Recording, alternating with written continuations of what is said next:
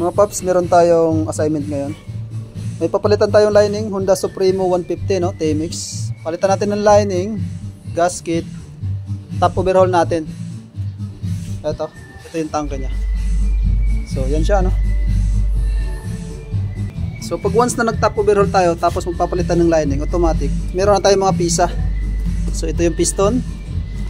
So, ito yung lining.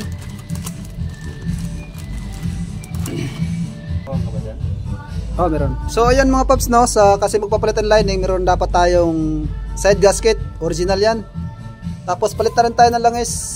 Original din na langis, ano? 10W30SL. Pang Honda din yan. Tapos, lining naman natin, original din, ano? 5 piraso yan.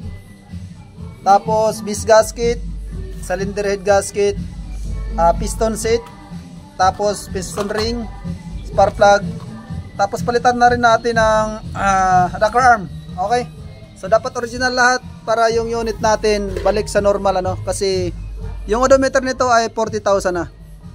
So kailangan natin ibalik sa normal at saka sa magandang tunog, no, para good condition. At another year naman, 3 years para condition lagi yung motor natin. Okay, God bless po.